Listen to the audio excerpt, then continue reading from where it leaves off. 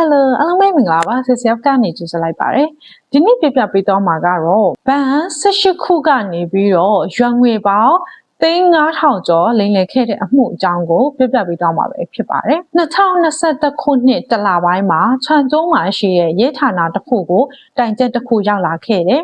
အဲ့ဒါကကားငှားတဲ့ကုမ္ပဏီတစ်ခုကသူတို့ငှားလိုက်တဲ့ကားကငှားလိုက်ပြီးတဲ့နောက်နှစ်ပတ်အကြာမှာသူတို့ရဲ့ GPS ထဲကနေရှာလို့မတွေ့ဘဲနဲ့ပျောက်သွားတယ်ဆိုတဲ့တိုင်ချက်ပဲဖြစ်တယ်ဒီတိုင်ချက်မတိုင်ခင်တစ်လအလိုလောက်ကတန်းဆိုတဲ့သူတယောက်ကသူတို့ရဲ့ကားငှားကုမ္ပဏီကိုရောက်လာခဲ့တယ်။ရောက်လာပြီးတဲ့နောက်မှာဒီကားကိုရွှေငွေ2သိန်းနဲ့ဒီကုမ္ပဏီကိုရောင်းချခဲ့တယ်။ရောင်းချခဲ့ပြီးတဲ့နောက်မှာသူကတလကိုရွှန်1000လုံးနဲ့သူ့ကားကိုသူကပြန်ပြီးငှားခဲ့တယ်။ပြီးတော့သူတို့တွေကစာချုပ်ချုပ်ခဲ့တယ်။စာချုပ်ထဲမှာဆိုရင်ဒီကားကိုတွန်းကတလကိုရွှန်1000နှုန်းနဲ့3နှစ်တိငှားမယ်။3နှစ်ပြည့်ပြီးရဲ့နောက်မှာတော့ဒီကားကိုတွန်းကိုပြန်ပေးရမယ်ဆိုတဲ့စာချုပ်ကိုချုပ်ဆိုခဲ့တယ်။ကုမ္ပဏီဘက်ကကြည့်မယ်ဆိုရင်လည်းတစ်လကို1000နှုန်းနဲ့ဆိုရင်3နှစ်ဆိုသူတို့က3,600,000ရမှာ哦ဆိုတော့ဘာဖြစ်လို့သူတို့အတွက်က3,600,000အမြတ်ငွေရှိတယ်အဲ့ဒီပြုံမှာတစ်လ1000တွန်းကသူတို့ကိုငှားခပေးမယ်ဆိုတော့ဒါကုမ္ပဏီဘက်ကမြတ်တယ်လीနော်ဆိုတဲ့အခါကျသူတို့ကအဲ့လိုသဘောတူစာချုပ်ချုပ်ဆိုခဲ့တယ်ချုပ်ဆိုပြီးရဲ့နောက်မှာကုမ္ပဏီကလည်းဒီကားကိုထိန်းချုပ်ဖို့အတွက်ဆိုပြီးတော့ကားထဲမှာကုမ္ပဏီကထိန်းချုပ်နိုင်တဲ့ GPS ကိုတက်တယ်ပြီးတော့ spare part ကားတော့တစ်ခုကိုလုတ်ခဲ့တယ်လုတ်ပြီးရဲ့နောက်မှာသူတို့ကဒီကားကိုတွန်းရဲ့လက်ထဲကိုအပ်လိုက်တယ်ပေါ့နော်ဒါပေမဲ့သူတို့မထင်ထားတာကဒါတဝက်လောက်ပဲကြာသေးတယ်ဒီကားကသူတို့ရဲ့ GPS ထဲကပျောက်သွားတယ်အဲ့ဒီအတွက်ကြောင့်လေဒီကားငှားကုမ္ပဏီကနေပြီးတော့ manager ဖြစ်တဲ့ manager လီကိုရဲစခန်းကိုတိုင်ချက်ဖွင့်ဖို့အတွက်တွားခိုင်းခဲ့တယ်အဲ့လိုနဲ့ manager လီကနေပြီးတော့ခြံကျုံးမှာရှိတဲ့ရဲစခန်းကိုရောက်လာတယ်ရောက်လာပြီးတော့တိုင်ချက်ဖွင့်တယ်တိုင်ချက်ဖွင့်ပြီးတဲ့အခါမှာတော့သူကကျင်းကျန်းမှာအလုပ်လုပ်တဲ့သူ့တငယ်ချင်းရှိကိုသူကတွားလည်မယ်ဆိုပြီးတော့ကျင်းကျန်းကိုတွားလည်ခဲ့တယ်ကျင်းကျန်းကဒီခြံကျုံးမြို့မှာရှိတဲ့ခရိုင်တစ်ခုပေါ့နော်အဲ့လိုတွားလည်တဲ့အခါမှာသူ့ရဲ့တငယ်ချင်းကလည်းသူ့လိုပဲဒီကားငှားတဲ့ကုမ္ပဏီမှာအလုပ်လုပ်နေတာပေါ့နော်ဆိုတော့သူကသူ့တငယ်ချင်းကုမ္ပဏီရောက်တဲ့အခါမှာကားပါကင်မှာရပ်ထားတဲ့ကားတစ်စီးကိုသူကတတိထားမိသွားတယ်။ဘာလို့လဲဆိုတော့အဲ့ဒီကားကသူတို့ကုမ္ပဏီကပျောက်သွားတဲ့ကားနဲ့တထရရဲတူနေလို့အဲ့ဒါနဲ့ဖြစ်ချင်တော့သူကဒီယိုမလာခင်မှာသူကရဲစခန်းကိုတိုင်ချက်သွားဖွင့်တာကိုဖွင့်တဲ့အခါမှာကျတော့ဒီကားနဲ့ပတ်သက်တဲ့အချက်လက်အကုန်လုံးကိုသူကတည်သွားရတဲ့အခါကျတော့ဒီ spare part ကားတော့အပေါ်ပါသူ့ရှိမှာပါလာတဲ့အခါကျတော့ဒီကအရန်တူတာပဲငါကားနဲ့တူတယ်ငါမှရှိတဲ့တော့နဲ့ဖွင့်လို့ရမလားမသိဘူးငါစမ်းကြည့်လိုက်မယ်ဆိုပြီးတော့သူ့မှာပါလာတဲ့အဲ့ spare part ကားတော့နဲ့ဖွင့်ကြည့်လိုက်တဲ့အခါမှာအဲ့ကားကပွင့်သွားတဲ့အခါမှာဒီကားကသူတို့ရဲ့ GPS တွေကပျောက်သွားတဲ့ကားဆိုတာတိသွားတဲ့အခါမှာရဲတို့ချက်ချင်းဖုန်းဆက်ပြီးတော့တိုင်ခဲ့တယ်အဲ့လိုနဲ့ရဲတွေရောက်လာတဲ့အခါမှာရဲတွေကချက်ချင်းစစ်တာပေါ့နော်စစ်တဲ့အခါမှာဒီကားကတလာထဲမှာပဲကားနံပါတ်ဒီ engine ကားလိုင်စင်ပေါ့နော်တုံးခါတီလဲထားတာကိုသူတို့ကတွေ့ရှိခဲ့တယ်အဲ့ဒီအပြင်ကိုမှဒီမတူညီတဲ့ကားနံပါတ်နဲ့မတူညီတဲ့အုံနာနာမည်တွေနဲ့ကိုဘန်3ခုနဲ့ဒီကားငှားတဲ့ကုမ္ပဏီတစ်ခုမှာငွေတွေလိမ်လည်ပြီးချီယူထားတယ်ဆိုတာကိုလည်းသူတို့ကတွေ့ရှိခဲ့တယ်ပြီးတော့အဲ့ဒီငွေစုစုပေါင်းကယွမ်300ရှိတယ်ဆိုတာကိုလည်းရဲတွေကရှာတွေ့ခဲ့တယ်နောက်တစ်ခုထူးဆန်းတာကဒီပတ်စံ300လုံးကရွေးရွှေဦးဆိုတဲ့လူရဲ့ဘဏ်အကောင့်ထဲကိုပဲရောက်သွားတာကိုပါရဲတွေကရှာတွေ့ခဲ့တယ်ဆိုတော့ဒီရွှေဦးဆိုတဲ့သူကို1990ခုနှစ်မှာခြံကျုံးမှာပဲဝေးဖွားခဲ့တယ်သူကအရင်တုန်းကရန်ဖြစ်ဖူးတာနဲ့မွေးရစေဝါရောင်းဝယ်မှုကြောင့်ထောင်2ကြိမ်တိကျပူတယ်အဲ့လိုနဲ့2014ခုနှစ်မှာသူကထောင်ကထွက်လာပြီးရဲ့နောက်မှာကားကုမ္ပဏီတွေနဲ့အိမ်ချမ်းမြေရောင်းဝယ်တဲ့ကုမ္ပဏီ2ခုမှာသူကအလုပ်လုပ်ကိုင်ခဲ့တယ်ဒီကုမ္ပဏီ2ခုမှာတစ်ခုကို2နှစ်ကျော်တစ်ခုကို2နှစ်ကျော်ပေါ့နော်9နှစ်လောက်လုပ်ပြီးတဲ့အခါမှာသူက2019ခုနှစ်မှာခြံကျုံးမှာရှိတဲ့လိချန်ခရိုင်မှာသူက trading ကုမ္ပဏီတစ်ခုကိုတည်ထောင်ခဲ့တယ်ဒီကုမ္ပဏီဟာဆိုရင်2019ခုနှစ်ကနေ2021ခုနှစ်2နှစ်အတွင်းမှာကုမ္ပဏီရဲ့ငွေဝင်ငွေထွက်စာရင်းကရွှေငွေပေါင်း3,500ကျော်ရှိတယ်ဆိုတော့ရဲတွေဘက်ကကြည့်မယ်ဆိုရင်ဒီကုမ္ပဏီထနာခေါ်လာပြီးတော့သူကစစ်ဆေးမေးမြန်းမှုတွေပြုလုပ်ခဲ့တယ်အဲ့ဒီအချိန်မှာရွှေဟူကသူကချက်ချင်းပဲဝန်ခံတယ်ဒီကားကိုသူ၄ခါတိနာမည်ပြောင်းပြီးတော့အုံနာပြောင်းပြီးတော့ဗန်နဲ့ဒီကားငှားတဲ့နေရာတွေကိုလိမ်လည်ခဲ့ရဆိုတာသူကပြောတယ်အဲ့ဒီအပြင်ကိုမှနောက်ထပ်ကား8စီး တုံးပြီးတော့အလားတူလိမ်လည်မှုမျိုးကိုပါပြုလုပ်ခဲ့တယ်ဆိုပြီးတော့သူကရဲဌာနကိုပြောခဲ့တယ်။အဲ့ဒါနဲ့ရဲတွေကသူ့ရဲ့ဒီကုမ္ပဏီကိုတွားရှာတဲ့အခါကိုအတွင်းမှာကိုပထမပြောထားတယ်လို့ပဲသူကအိမ်အယောင်းဝယ်ကုမ္ပဏီနဲ့ကားအယောင်းဝယ်ကုမ္ပဏီမှာသူကလုပ်ခဲ့တယ်။အဲ့အတွက်ကြောင့်သူကဒီကားတွေ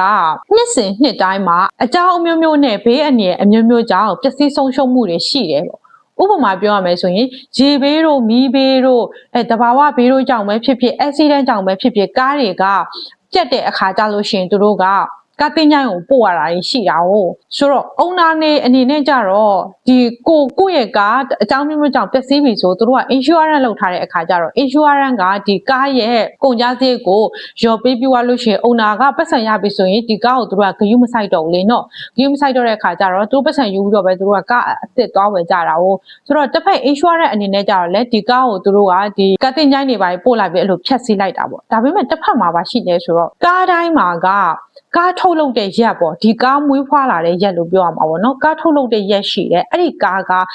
တစည်းမှာနံပါတ်တစ်ခုပဲရှိတယ်အဲ့နံပါတ်ကထပ်လို့မရဘူးဆိုတော့အဲ့ဒါနံပါတ်1ချက်ကားထုတ်လုပ်တဲ့ရက်ရှိတယ်ပြီးတော့အဲ့ဒီကားရဲ့အင်ဂျင်ကလည်းဒီအပေါင်ပစ္စည်းပေးထားတဲ့အတွက်ကိုဒါပေါင်တဲ့သူကိုအနည်းဆုံးတော့တသိန်းခွဲလောက်ကတော့ပေးမှာပဲလေနော်ဆိုတော့ဘန်ကိုသူကအဲ့ကားအစ်စ်ကိုတွားပြီးအပေါင်ထားတယ်အပေါင်ထားပြီးပတ်စံရလာပြီဆိုရင်သူကအဲ့ဒီကားကိုသူ့ရဲ့ black market ကရတဲ့ information တွေနဲ့ဒီကားရဲ့နံပါတ်ကားရဲ့ engine နံပါတ်တွေကိုသူကချိန်ပလိုက်တယ်သူ့မှာနီးလန်းရှိရဲ့သူ့နီးလန်းနဲ့သူပေါ့နော်အဲ့ဒါကိုချိန်တယ်ချိန်ပြီးတဲ့အခါမှာသူကကားအယောင်းဝယ် invoice ကိုလည်းသူကအတုလုပ်တယ်အကုန်လုံးပြင်ပြီးသွားပြီဆိုလို့ရှိရင်ကြတော့သူကအဲ့ဒီအချက်လက်တွေအကုန်ယူရတယ်ယူသွားပြီးရင်ကညနာပေါ့နော်ဒီကားလိုင်စင်ရုံးပေါ့လိုင်စင်ရုံးကိုသွားပြီးတဲ့အခါကျရင်သူကဒီကားဝယ်ထားတဲ့ voucher ဒီကားအသစ်တွေကိုပြပြီးတော့သူကလိုင်စင်ထုတ်တယ်ဆိုတော့လိုင်စင်ရုံးကလည်းသူလိုတဲ့အချက်လက်တွေသူစစ်ပြီးတော့အကုန်ကိုက်ညီတယ်ဆိုလို့ရှိရင်တော့လိုင်စင်ထုတ်ပြီးမှာပဲလေနော်အဲ့လိုနဲ့သူကအဲ့လိုရပြီဆိုလို့ရှိရင်လည်းသူကနောက်ဘန်တစ်ခုကိုသွားတယ်နောက်ဘန်တစ်ခုသွားပြီးတော့အဲ့ဒီနီးအတိုင်းပဲဘန်နဲ့ချင်းငွေထုတ်ပြီးရလာရင်အကုန်လုံးပြောင်းပြီးနောက်တစ်ဘန်ကိုသွားပြီးတော့လိမ်ပြီးချင်းငွေထုတ်တာပေါ့နော်အဲ့ဒါနဲ့ရဲကထပ်မေးတယ်ဘန်ကိုသွားပြီးတော့ချင်းငွေထုတ်တဲ့အခါကျတော့ဒီ invoice တွေကိုသူဘယ်လိုလိမ်လဲပေါ့ဘာလို့ဆိုတော့ဘန်ရဲ့ system ကအရန်တင်းကျပ်တာဖြစ်တဲ့ကြောင့်နေဘယ်လိုလိမ်လဲဆိုတော့သူကဘန်ရဲ့သဘောထားကိုသူကသိတယ်ဆိုတော့သူကဘန်ဝင်တန်းအများစုမှာအရောက်ချီစီတိုင်းမှာသူက KPI ရှိတယ်ဆိုတော့ဘယ်အယောင်းဝင်တန်းကတော့ KPI ဘယ်လောက်ထိမှရမယ်ဆိုတဲ့ဟာမျိုးရှိတဲ့အခါမှာသူကအဲ့လိုအဲ့အယောင်းဝင်တန်းတွေနဲ့သူကပေါင်းတာဆိုရင်သူကဘန်အောင်သွားစရာမလိုတော့ဘူးသူတခုခုချင်းဝေလိုချင်တယ်ဆိုလို့ရှိရင်အဲ့ဘန်ဝင်တန်းကိုယ်တိုင်သူ့ရဲ့ကုမ္ပဏီကိုလာပြီးတော့စာရွက်စာတမ်းသူ့ကုမ္ပဏီမှာပဲလုပ်ပြီးတော့ချင်းငွေထုတ်ရုံပဲဘယ်လောက်ထိချီးနေလဲဆိုတော့လေအဲ့လောက်အထိကိုသူကအဆင့်မြင့်သွားတာပေါ့နော်ဆိုတော့အခုရဲတွေကဒီဘန်နဲ့ကားကုမ္ပဏီကနေငွေဘယ်လိုလိမ်လဲဆိုတာကိုသူကတိသွားပြီပေါ့တိသွားတဲ့ခါမှာရဲတွေစဉ်းစားတာโอเคပထမတစ်စင်းတုံးက၄နေရာမှာလိမ်လိုက်တာရွာသိန်း100ကျော်နောက်ထပ်8စီးရှိတယ်အဲ့8စီးမှာတစ်စီးကိုသိန်း100နှုံးနေဆိုရင်တော့မှ6စီးဆိုတော့သိန်းအများဆုံးသိန်း1000ပဲရှိအောင်ပဲသူ့ရဲ့ကုမ္ပဏီဘဏ်ကတ်ထဲမှာရှိတဲ့ငွေကသိန်း9000ဆိုတော့ကျန်တဲ့4000ကတခြားနေရာကရအောင်ပါပဲဆိုတော့ဒီသိန်း4000ကသူ့တယောက်တည်းအားနဲ့တော့သူလိမ်လို့ရမှာမဟုတ်ဘူးသူ့ရဲ့နောက်မှာတင်းတစ်ခုရှိရမယ်ဆိုပြီးတော့ရဲတွေကကောက်ချက်ချတဲ့အခါမှာသူတို့ကနေပြီးတော့ရွှဲဝူရဲ့အိမ်ကိုသူတို့ကသွားပြီးစစ်ကြတယ်စစ်တဲ့အခါမှာအိမ်ခန်းစာချုပ်ပေါင်း26ခုကိုရဲတွေကရှာတွေ့ခဲ့တယ်ပြီးတော့အဲ့ဒီအိမ်ခန်းစာချုပ်ပေါင်း26ခုလုံးကရွှဲဝူရဲ့နာမည်နဲ့မဟုတ်ဘဲနဲ့တခြားသူတွေရဲ့နာမည်နဲ့ဖြစ်နေတာကိုလည်းရဲတွေကစစ်ဆေးတွေ့ရှိခဲ့တယ်အဲ့ဒီအပြင်ကိုမှရဲတွေကထပ်စစ်လိုက်တော့ဘာတွေ့လဲဆိုတော့ဒီလူ26ယောက်လုံးကအနည်းဆုံး6ကြိမ်နဲ့8ကြိမ်ကြာဘန်တွေကိုတွားပြီးတော့အကြောင်းပြကျဲတွေကရှာတွေ့လိုက်တယ်ဆိုတော့ကိုရီစဉ်းစားစရာကောင်းထဲကိုရောက်သွားရတာလဲအဲ့ဒီမေကွန်ရှိတယ်ပေါ့နော်ဆိုတော့ဒီမေကွန်ကိုဖြေဖို့အတွက်ဆိုရင်ဒီ26ယောက်ကိုရွှဲဝူကဘယ်လိုရှာထားလဲဆိုတာကိုသူကပြပြခဲ့ဆိုတော့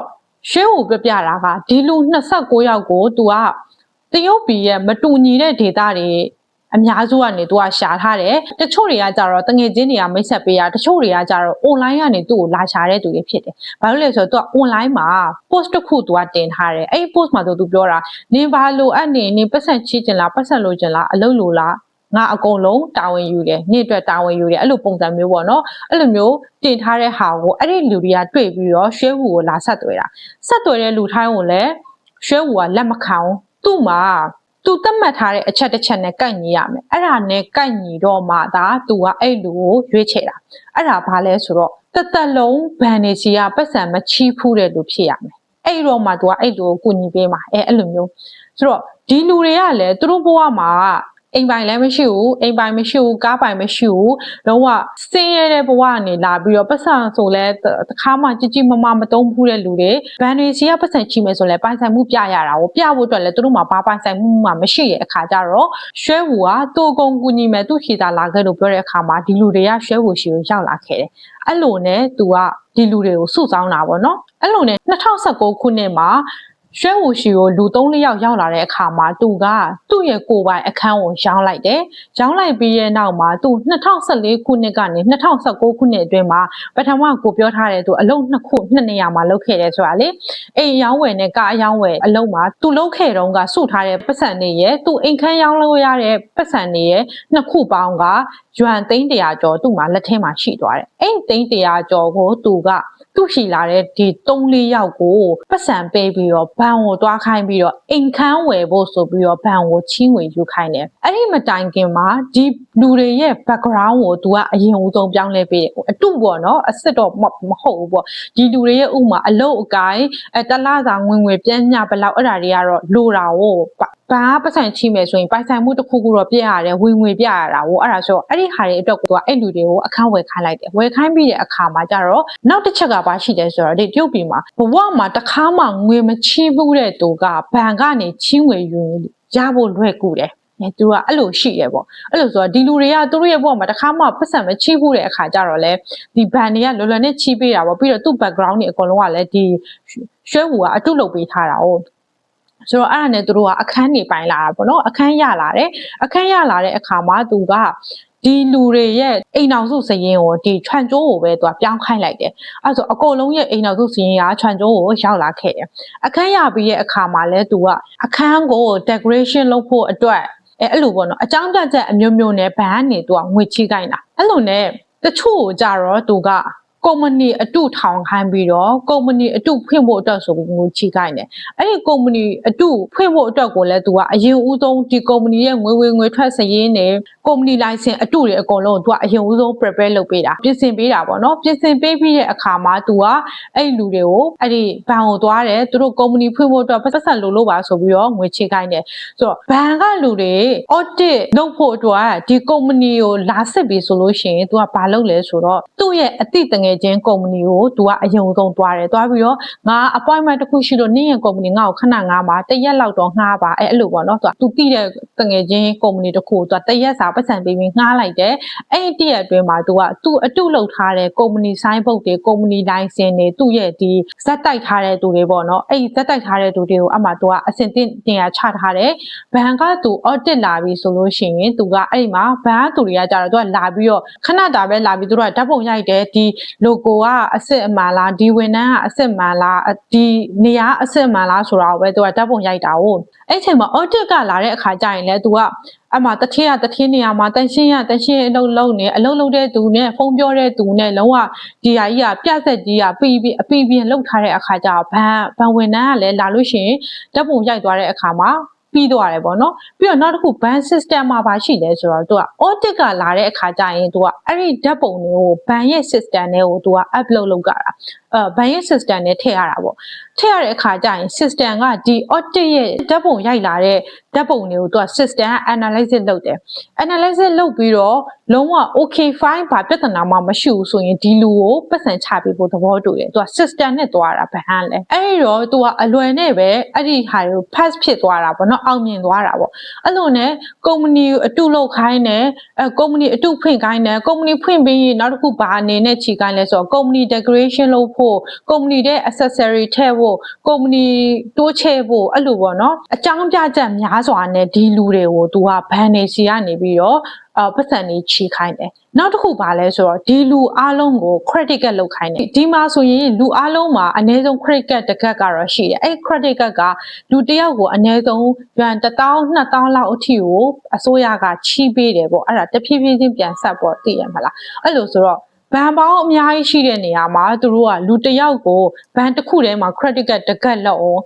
ဘ ဘန်အနည်းဆုံး10ခုပဲသွားအောင်အမှရင်သူချီးထားတဲ့ယူကတနေရာ1000ဆိုရင်ပဲ10ခုဆိုရင်ပဲ3သိန်းဖြစ်နေပြီဆိုတော့အဲ့ဒီလူတွေအကုန်လုံးကိုသူကအဲ့ credit card တွေလုတ်ခိုင်းပြီးတော့ချီခိုင်းတယ်ပြီးတော့ဒီလူတွေဘန်တွေကချီလာတဲ့များပတ်စံတွေအကုန်လုံးကိုကြတော့ရွှဲဝီကသူ့အကုန်လုံးသူ့ရဲ့ဘန်အကောင့်တွေကိုပဲထည့်တယ်သူ့အကုန်သိမ်းတယ်ဒီလူတွေအတွက်ကိုကြတော့ယူလာတဲ့ပတ်စံပမာဏရဲ့အများဆုံး10%ကိုပဲရွှဲဝီကဒီလူတွေကိုပေးတယ်အဲ့လိုဆိုတော့ဒီလူတွေအနေနဲ့ကြတော့သူတို့အရင်တုန်းကဘဝကစင်းရဲတဲ့ဘဝကနေပြီးတော့လာတာတစ်နေ့လုံးမှတစ်နေ့စားရပြီးပတ်စံဆို900တောင်မကင်ဘူးတဲ့သူတွေကနေပြီးတော့ရွှေဝီရှိရောက်လာတဲ့အခါမှာသူကဒီပတ်စံအများကြီးရတဲ့ထဲက10%ဆိုတခါဥမာ1000ရရင်1000ပေးတယ်ဆိုရင်တော့မှ1000ကဒီလူတွေအတွက်ကဘဝကြီးလို့ဖြစ်နေတဲ့အခါကျတော့အော်ဒီတယောက်ကသူပါခိုင်းသူခိုင်းတာလုတ်ပေးလို့ရှိရင်ငါတို့ပတ်စံပေးတာပဲဆိုပြီးတော့ဒီလူတွေကပြောနေတာတစ်ဖက်မှာပြန်ကြည့်လို့ရှိရင်တော့ဒီကျေးလက်ဒေတာကလုံးဝမသိနားမလဲပဲပညာမတတ်တဲ့တုံးလူတွေလို့ပဲပြောရမှာပေါ့နော်သူတို့အတုံးချခံနေရတာသူတို့လုံးဝမသိဘူးအဲ့လိုနဲ့သူတို့ကသူတို့ဘဝကိုသူတို့ပြောနေကြတယ်ပြီးတော့နောက်ပိုင်းကျတော့ဒီရွှဲဝူက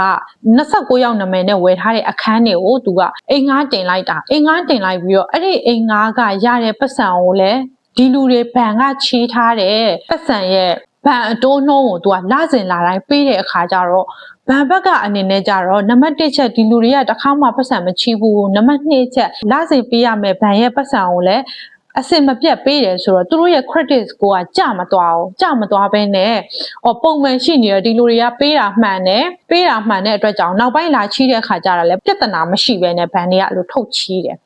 အဲ့လိုနဲ့2020ခုနှစ်ကုန်ပိုင်းမှာကြတော့ပုံမှန်ဘန်တိုင်းကနှစ်ကုန်ပိုင်းဆိုလို့ရှိရင်သူတို့က1 year အတွက် analysis audit လုပ်တာပေါ့နော် audit လုပ်တဲ့အခါမှာသူတို့ကဘာလုပ်လဲဆိုတော့သူတို့ရဲ့ချီးထားတဲ့သူရဲ့ငွေပမာဏနဲ့အဲ့ဒီလူပေးထားတဲ့အပေါင်ပစ္စည်းနဲ့ကငွေပမာဏဘလောက်กว่าဟနေလဲဆိုတာကိုသူတို့ကစမ်းစစ်တဲ့အခါမှာအကဲပမာဏကသူတို့ limit ထားတဲ့သူတို့သတ်မှတ်ထားတဲ့ပမာဏကိုရောက်ပြီဆိုရင်ဘန်တွေကငွေထပ်မချီတော့ဘူးဥပမာပြောရမယ်ဆိုရင်ကိုကဘန်ကိုယ့်ရဲ့ကားကိုအပေါင်ထားတယ်ပေါ့နော်ကိုယ့်ရဲ့ကားရဲ့တန်မိုးကယွမ်3သိန်းပဲထားပါတော့ဒါပေမဲ့ကိုဘန်ကယွမ်ချီးထားတာ8000ဖြစ်နေမယ်6000ဖြစ်နေမယ်ပြီးတော့ဘန်မှာကြတော့သူတို့ကသတ်မှတ်ထားတဲ့အမောင့်ရှိမှာပေါ့နော်လူတစ်ယောက်ကိုသူ့ပိုင်ဆိုင်မှုရဲ့80%ထက်ကျော်ပြီဆိုမချီးတော့ဘူးလို့60%ထက်ကျော်ရင်မချီးတော့ဘူးလို့အဲ့လိုမျိုးပမာဏရှိမှာပေါ့နော်ဆိုတော့အဲ့လိုမျိုးဒီဘန်က audit လုပ်တဲ့အခါမှာဒီလူတွေအကုန်လုံးရဲ့ဘန်ကနေငွေချီးယူထားတဲ့ပမာဏသူတို့ပေးထားတဲ့ကားရဲ့တန်မိုးကုမ္ပဏီရဲ့တန်မိုးတွေထက်ကိုသိမကွာတော့ဆိုဘန်ကသူတို့ပတ်စံလုံးဝမချီတော့ဘူးအဲ့ဒီအချက်ကိုလည်းရွှဲဝီကကောင်းကောင်းသိတယ်ရွှဲဝီကအဲ့ဒီအချက်ကိုသူကသိတဲ့အခါကျတော့ဒီအိမ်ခန်းနေကုမ္ပဏီတွေအစားသူကကားဘက်ကိုဥတီလိုက်တယ်အဲ့ဒီမှာစတင်ပြီးတော့သူကကားအကောင်းစားတစ်စီးကိုသူအရင်ဝယ်ပြီးတဲ့အခါမှာအဲ့လိုပဲဘန်ကိုသွားခိုင်းပြီးတော့အကြောင်းမျိုးပြပြီးတော့ဒီသူ့ကားကိုအပေါင်ထားတယ်ပေါ့ပုံမှန်ဆိုရင်အပေါင်ထားလို့ရှိရင်ကိုရီးယားဒီကားရောင်းဝယ်စာချုပ်တို့ဘာလို့ပဲဒီဘန်ကိုအပ်ထားရတာဟုတ်အဲ့ဒါဆိုတော့ကားပြန်ယူလာပြီးရင်သူကဒီကားရဲ့နံပါတ်တွေဒီ agent နံပါတ်တွေ license တွေ owner တွေအကုန်လုံးကိုသူ့နေအတိုင်းပဲလဲပလိုက်တယ်လဲပြီးလို့ရှိရင်နောက်ဘန်တစ်ခုကိုသွားပြီးချီခိုင်းတယ်အဲ့လိုမျိုးသူကတောက်လျှောက်လောက်တာပေါ့အဲ့လိုနဲ့သူကကား6စီးတိကိုဒီလို29ယောက်ကိုခိုင်းတာပေါ့နော်ဆိုတော့အခုတောက်လျှောက်လောက်လာတဲ့ဘန်ရဲ့ကားကုမ္ပဏီတွေရဲ့ကိုလိန်နေပြီးငွေချီးယူတဲ့ကိစ္စမှာ तू ကညွန်ကြတာ तू ကိုယ်တိုင်လုံးဝမလုပ်ဘူးတကယ်လုပ်ခဲ့တဲ့သူတွေကဒီ29ယောက်ကသူတို့ရဲ့ ID နံပါတ်နဲ့သူတို့ကတကယ်လုပ်ခဲ့တာတကယ်သွားပြီးတော့ငွေချီးခဲ့တာဒါပေမဲ့သူတို့အယောက်တိုင်းစီချီးလာတဲ့ပတ်စံတွေအကုန်လုံးကကြတော့ရွှဲဝီရဲ့ဘန်အကောင့်တစ်ခုတည်းရောက်သွားတာပြီးတော့နောက်ပိုင်းမှာကြတော့ရွှဲဝီကဒီ29ယောက်ရဲ့ ID ကအိမ်အောင်စုစရင်ပြီးတော့ဒီအိမ်ခန်းစာချုပ်တွေသူ29ယောက်ရဲ့ပိုင်ဆိုင်သမျှအရာအလုံးကိုသူကသူ့ရဲ့လက်ထဲမှာပဲတင်ထားပြီးတော့အဲ့ဒီလူ29ယောက်ကိုကြတော့ခြံကျုံးရဲ့မနီးမဝေးတစ်ခုမှာတနေရာထဲမှာသူကစုပြီးတော့နေခိုင်းထားတယ်ပြီးတော့အဲ့လူတွေအတွက်ကိုတနေ့စာ3စရိတ်ဆိုပြီးတော့သူကအဲ့လိုထောက်ပံ့ပေးတယ်ဆိုတော့အဲ့လူတွေအတွက်ကကြတော့လေသူတို့မှာ ID တွေ house code တွေဘာမှမရှိဘူးဆိုတော့သူတို့ရဲ့နေရက်ကိုပြန်သွားလို့ရှိရင်လေသူတို့အရင်အတိုင်းပဲစုပ်ပြက်ဘဝနဲ့နေရမှာဖြစ်တဲ့ကြောင့်ဒီမှာနေတဲ့ရွေးရတော့သူတို့အဓိကထမင်းမငတ်ဘူးကောင်းမွန်နေရတယ်သူတို့ကအဲ့လိုအတွေးမျိုးနဲ့ရွှဲဝူကိုဘာမှမတုတ်ပြန်ဘဲနဲ့ရွှဲဝူခိုင်းသမျှကိုသူတို့ကလှုပ်တာအဲ့ဒါဆိုတော့သူတို့ကိုယ်တိုင်မသိဘဲနဲ့ရွှဲဝူရဲ့ကျိုးဆွဲရာကတဲ့ရုပ်သေးရုပ်တော့သူတို့ကဖြစ်သွားတာ ပြီးတော့သူတို့ကိုယ်တိုင်မသိတာကသူတို့ရဲ့ ID ကပ်ပြားနဲ့သူတို့ကဘဏ်တိုင်းမှာငွေလိုက်ချီးထားတဲ့အတွက်တကယ်အမှုဖြစ်ပြီးတကယ်ခံရပြီးဆိုရင်သူတို့ပဲထောင်ကြမှာသူတို့ပဲယူရမှာအဲ့ဒါကိုလည်းသူတို့ခေါင်းထဲမှာမရှိဘူးသူတို့အတိကပညာမတတ်တာလို့ပဲပြောရမှာပေါ့နော်အသိဉာဏ်မရှိပညာမတတ်တာလို့ပဲပြောရမှာပေါ့ပြီးတော့နောက်ပိုင်းမှာဒီရဲတွေကဒီအမှုတစ်ခုလုံးကိုလည်းသိသွားတဲ့အခါမှာဒီအမှုနဲ့သက်ဆိုင်တဲ့သူတွေကိုဖမ်းလိုက်တာလူအယောက်80တိတိကိုဖမ်းမိတယ်ဆိုတော့ဒီလူအယောက်80ကလည်းသူတို့ကိုယ်နိုင်တောင်မှမသိဘဲနဲ့ဒီရွှဲဟူလုပ်တဲ့ကြားဖြန့်ကိစ္စမှာသူတို့ကိုယ်တိုင်ကြားဖြန့်နေရကနေပါဝင်ပြီးတော့လှုပ်ဆောင်ခဲ့တယ်ဆိုတာသူတို့ကိုယ်တိုင်တောင်မှမသိဘဲနဲ့ပါဝင်သွားကြတယ်ဆိုတော့ဒီအမှုတစ်ခုလုံးမှာလူအယောက်80ဖမ်းမိတယ်အဲ့ဒီထိုင်းမှာဘဏ်ဝန်ထမ်း3ယောက်ပါတယ်ဘဏ်ဝန်ထမ်း3ယောက်ကလည်းသူတို့ပါစနစ်ရရင်ပြီးရောဆိုပြီးသူတို့လှုပ်လိုက်တာသူတို့လှုပ်လိုက်တဲ့အကြောင်းအရာတွေကဥပဒေနဲ့ညှိဆိုးနေတယ်ဆိုတာသူတို့မသိဘူးဆိုတော့ဒီအယောက်80ကလည်းအတူတူပဲသူတို့ကတော့တချို့တွေကြတော့တငယ်ချင်းမို့လို့ကူညီလိုက်တာတချို့တွေကြတော့အသိမို့လို့ကူညီလိုက်တာဆိုပြီးတော့သူတို့ကိုယ်တိုင်မသိဘဲနဲ့သူတို့ကတော့သဘောရိုးနဲ့ကူညီတာဖြစ်ပေမဲ့တစ်ဖက်မှာမသိလိုက်ဘဲနဲ့ရွှဲဟူလုပ်တဲ့ကြားဖြန့်လုပ်ငန်းကြီးမှာသူတို့မှာပါဝင်သွားရပြီးတော့ဒီအမှုမှာပါဝင်ခဲ့ရတယ်ပေါ့နော်ဒီထဲမှာအဆိုးဆုံးလူတစ်ယောက်ကကြတော့ဝမ်းဖင်ဆိုတဲ့သူကဒီ29ယောက်ထဲမှာပါဒီဝမ်းဖင်ကိုရွှဲဟူကကွမ်းဖီရဲ့နာမည်နဲ့ကားဝယ်ပေးထားတဲ့အိမ်ဝယ်ပေးထားတဲ့ကုမ္ပဏီအတုထောင်ပေးထားတယ်အဲ့ဒီအပြင်ကိုမှသူကဒီ29ယောက်ထဲမှာပါတဲ့အာလန်ဆိုတဲ့အမျိုးသမီးနဲ့သူကလက်ထပ်စာချုပ်အတုလုပ်ပြီးတော့လက်ထပ်ခိုင်းတယ်လက်ထပ်ပေးပြီးတဲ့နောက်မှာသူတို့ကဒီမှာဆိုရင်တယောက်တည်းဗန်သွားပြီးပတ်စံချီရတဲ့လင်မယား2ယောက်အတူသွားပြီးပတ်စံချီရပို့ရတယ်အဲ့ဒါဆိုတော့အိမ်တော်တစ်ခုတည်ထောင်ပြီးပတ်စံချီပို့ရတဲ့အတွက်သူတို့နှစ်ယောက်ကိုရွှဲဟူကဟာဆောင်လက်ထပ်ခိုင်းလိုက်တယ်လက်ထပ်ပြီးတဲ့နောက်မှာအဲ့ဒီစာချုပ်နဲ့ပဲကွမ်းဖင်ကအိမ်ရှိတယ်ကားရှိတယ်ကုမ္ပဏီရှိတယ်မိန်းမရှိတယ်ဆိုတဲ့အတွက်ကြောင့်ဘန်တွေကငွေချီးတဲ့အခါမှာသူကပို့ပြီးချီးလို့ရတယ်အဲ့ဒီအခါမှာသူတို့နှစ်ယောက်တည်းဘန်တွေရှိကချီးထားတဲ့ငွေပမာဏကရွာငွေပေါင်း300ကျော်တယ်သူတို့နှစ်ယောက်ထဲချီးထားတာပြီးတော့သူတို့နှစ်ယောက်ချီးတဲ့ဒီယွမ်300ကျော်ကလည်းသူတို့မ300ပဲနဲ့ဒီရွှဲဟူရဲ့ဘဏ်အကောင့်ထဲကိုပဲရောက်သွားတာအဲ့ဒါလည်းသူတို့ကဘာမှမပြောဘူးတကယ်အံ့ဩဖို့ကောင်းတာပေါ့နော်အဲ့လိုနဲ့2022ခုနှစ်12လပိုင်း18ရက်နေ့မှာဒီလူတွေအကုန်လုံးကိုတရားရုံးထုတ်တယ်ပေါ့နော်တရားရုံးထုတ်တဲ့အချိန်မှာအာလင်ကိုတရားရုံးမှာမတွေ့တဲ့အတွက်ကြောင့်ဒီကွမ်းဖင်ကရဲတွေကိုမေးတာပေါ့နော်အာလင်ဘာလို့မလာတာလဲပေါ့သူကအဲ့လိုမေးတဲ့အခါမှာရဲတွေပြောတာဒီအာလင်ကနေမကောင်းဖြစ်တဲ့ကြောင့်စေးရုံပို့လိုက်ရတယ်ဆိုပြီးတော့ရဲတွေကပြောတယ်အဲ့ချိန်မှာကွမ်းဖင်ကပြောတာငါကသူနဲ့တရားဝင်လက်ထပ်ထားတာမဟုတ်ဘူးငါတို့ကဟန်ဆောင်လက်ထပ်ထားတဲ့အတွက်ကြောင့်ငါသူနဲ့ကွာရှင်းကျင်တယ်ပါဘာလို့ဆိုတော့အဲ့ချိန်မှာသူတို့အဖမ်းခံရတဲ့အချိန်မှာသူတို့ကလည်းတိလိုက်ပြီငါတို့လိန်ထားတဲ့ပတ်စံတွေကိုငါတို့ပြန်ပေးရတော့မယ်အဲ့ဆိုတော့ तू ကကြတော့ဒီအာလင်နဲ့2ယောက်ပေါင်းမိလိန်ထားတဲ့အတွက်ကြောင့်မကွာရှင်းလို့ရှိရင် तू ကအကုန်ဆက်ရမှာ哦 तू ကအဲ့လိုဆက်ရမှာဆိုတဲ့အတွက်ကြောင့်တရားရုံးကိုကွာရှင်းဖို့တောင်းတယ်ဒါပေမဲ့သူတို့ဟာသူတို့ဘလို့ပဲရွှဲဟူကဟန်ဆောင်လက်ထပ်ပေးတယ်ပြောဒီတရုတ်ပြည်မှာလက်ထပ်စာချုပ်မှာလက်မှတ်ထိုးပြီးွားပြီဆိုရင်ဒါကအကျဉ်းလင်များမြောက်တယ်သူဟာသူဟန်ဆောင်နေပဲပြောဒါလက်မခံဘူးပေါ့နော်တရားရုံးရှိမှာနှစ်ဦးသဘောတူလက်မှတ်ထိုးပြီးပြီဖြစ်တဲ့ကြောင့်ဒါကအကျဉ်းလင်များမြောက်တယ်ဆိုပြီးတော့တရားရုံးကသူ့ကိုကွာရှင်းခွင့်မပေးဘူးပြီးတော့နောက်တစ်ခုကနေ့ရဲ့မိန်းမကဖျားနေတဲ့အတွက်ကြောင့်ကွာရှင်းခွင့်မပေးဘူးအဲ့လိုလည်းပြောတယ်ပေါ့နော